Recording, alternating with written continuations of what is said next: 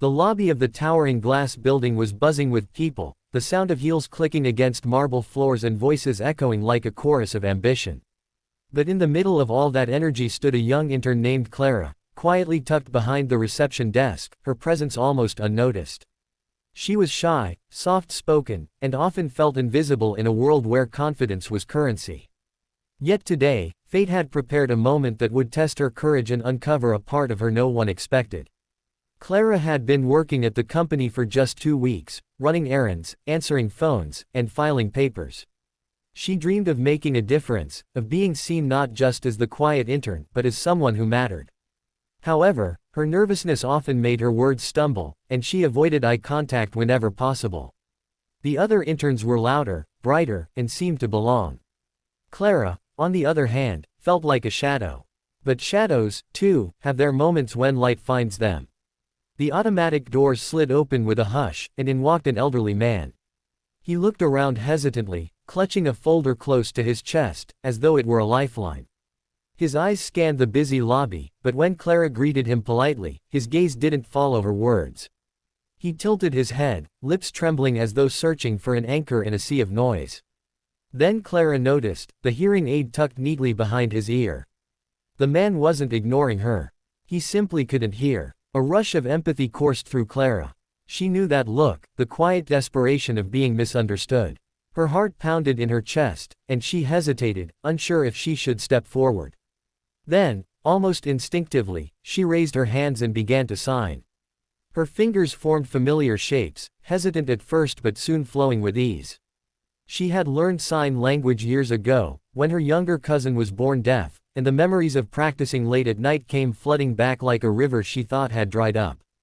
The old man's eyes widened in disbelief, then softened into relief. His lips curved into the faintest smile as he responded with trembling hands, matching her movements. For a brief, fragile moment, the chaos of the lobby faded away, and it was just the two of them, two souls bridging a silent world with a language most around them didn't understand.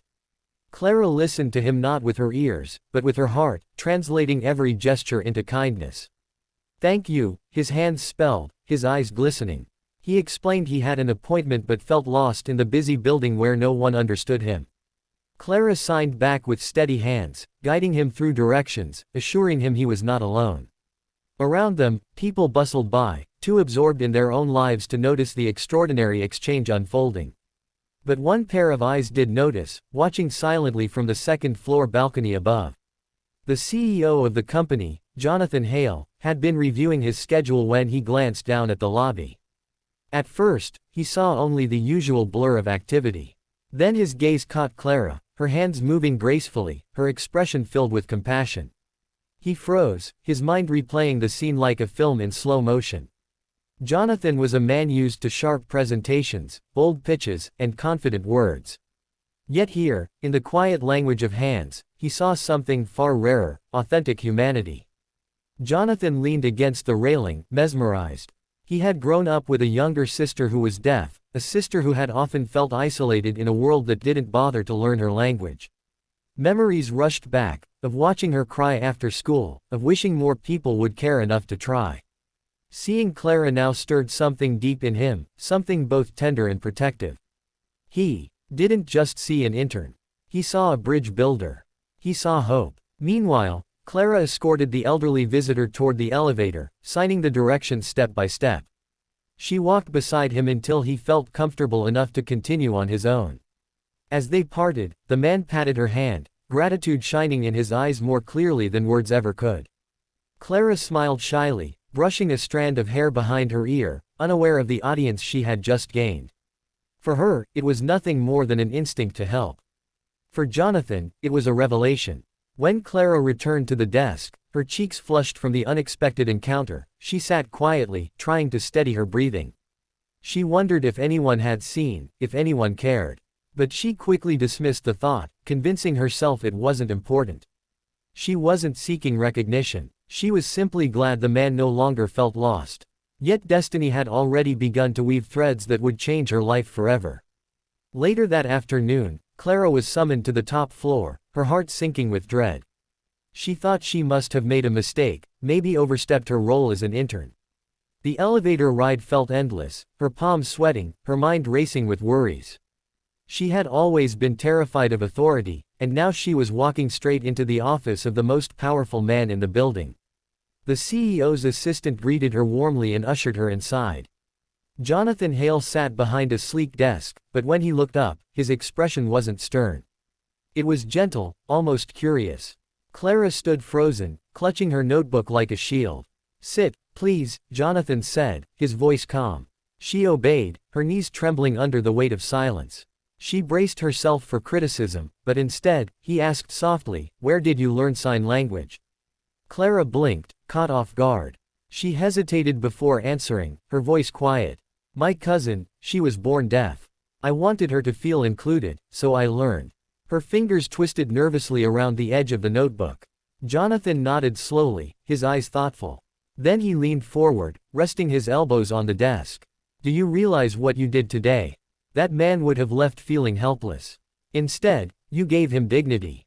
That's leadership, Clara." Her eyes widened, her throat tightening with disbelief. Leadership. The word didn't belong to her, at least not in the way she saw herself. She shook her head slightly. I just wanted to help," she whispered. Jonathan smiled, a rare warmth in his expression. "And that is exactly why it matters. True leadership begins with compassion, not titles." His words wrapped around her like a blanket, comforting yet transformative. For the first time, Clara felt seen, not for her silence, not for her mistakes, but for the quiet strength she carried. Jonathan explained how few people in the company knew sign language, and how important it was to create spaces where everyone felt included. He asked if she would be willing to help start an initiative, training staff in basic sign language, creating resources for accessibility. Clara's heart pounded. She wanted to say no, to retreat into the safety of invisibility. But something inside her whispered yes. The days that followed were unlike anything Clara had imagined. With Jonathan's support, she organized small workshops, teaching her colleagues how to greet and assist deaf clients. At first, many were skeptical, but soon they realized the power of connection that came from even simple signs. Clara stood in front of rooms of employees, her hands moving with grace, her shyness slowly melting into purpose. She was no longer invisible. She was essential. The elderly visitor returned weeks later, this time greeted by multiple staff members who signed a cheerful hello. His eyes filled with tears as he looked at Clara, gratitude overflowing. The ripple of kindness she had started was now a wave, reaching further than she could have ever imagined.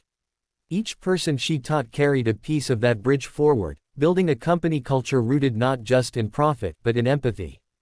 Jonathan often watched from afar, proud of the young intern who had reminded him of something priceless, that success without humanity was empty.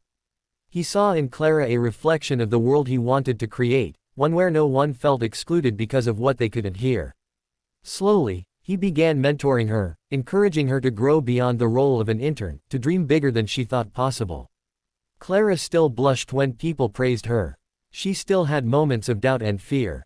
But she had also discovered that bravery didn't mean being loud. Sometimes, it meant being quiet but stepping forward anyway. She learned that even the smallest actions, like raising your hands to speak a different language, could change the course of someone's day, and even the course of a company's future. Her journey was not about fame or recognition. It was about a truth that resonated in every heart. That kindness, when offered freely, could move mountains. She had entered the company as the shy intern who blended into the background. She was becoming the woman who inspired others to see beyond themselves. And all it took was a moment, a deaf visitor, and the courage to listen in silence. The company's culture began to shift, stories spreading of employees who used their newfound skills to assist clients, to connect with colleagues, to make people feel valued. Clara's initiative became a cornerstone of the company's reputation, proof that compassion could drive success. Her name was no longer whispered as an afterthought. It was spoken with respect, her journey reminding everyone that greatness often starts quietly. One evening, as Clara left the office, she stepped out into the golden light of sunset. She thought about the girl who had walked into the building weeks ago, uncertain and unseen. Now, she carried herself differently, not louder, but steadier, her heart filled with a sense of belonging. She realized that her cousin, the elderly visitor, and even her own shy self had all been part of this transformation. Each had given her a gift. Jonathan caught up to her at the elevator, smiling in his calm, understated way. "You know," he said, "when I first saw you signing in the lobby, I knew you were going to change this place. And you have." Clara's eyes glistened, her lips curving into a shy but genuine smile. She didn't know what the future held, but for the first time, she believed it could be bright. The story of Clara, the shy intern who used sign language for a stranger, spread far beyond the company walls. It became a reminder to all who heard it that kindness never goes unnoticed, that even in a world obsessed with power, the most powerful act is often compassion. And though Clara never sought the spotlight, she had become a light herself, a beacon for anyone who ever felt invisible. In the end, the lesson was simple yet profound. You never know who is watching, but more importantly, you never know whose life you might touch by choosing kindness. Clara had no idea that her simple gesture would catch the CEO's eye, spark a movement, and change her destiny. All she wanted was to help. And sometimes, that is all it takes to change everything. The weeks rolled into months, and Clara's small workshops blossomed into something much larger than she had ever dreamed. What began as a handful of employees learning basic greetings in sign language grew into a company-wide program that attracted attention from industry leaders and media outlets. Journalists praised the firm for its inclusivity, and clients sent letters of appreciation. Clara, still shy at her core, found herself at the center of a movement she had never planned to lead. Despite the recognition, Clara often struggled with self-doubt. Standing before large groups made her palms sweat, and every presentation felt like climbing a mountain barefoot. Yet each time she hesitated, she remembered the elderly visitor's eyes, the relief he had felt when someone finally understood him. That memory anchored her courage, reminding her that this wasn't about her fears, it was about giving others dignity. Slowly, her voice grew steadier, her hands more confident. One afternoon, Jonathan invited Clara to join a board meeting to present her initiative. The room was filled with executives, their sharp suits and sharper eyes making her feel like a child among giants.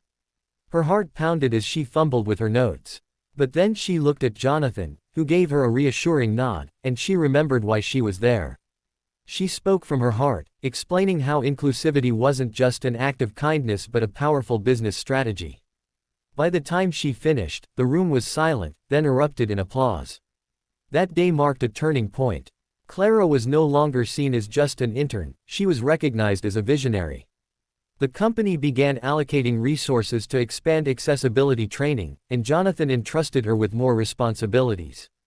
He often told others that leadership wasn't about titles but about the willingness to step forward when it mattered. Clara had become living proof of that belief, and it inspired those around her to reimagine what leadership meant. Yet with recognition came challenges. Some employees resisted the changes, dismissing sign language training as unnecessary. A few even mocked the idea behind closed doors, leaving Clara disheartened. She felt the sting of their words, the old insecurities creeping back.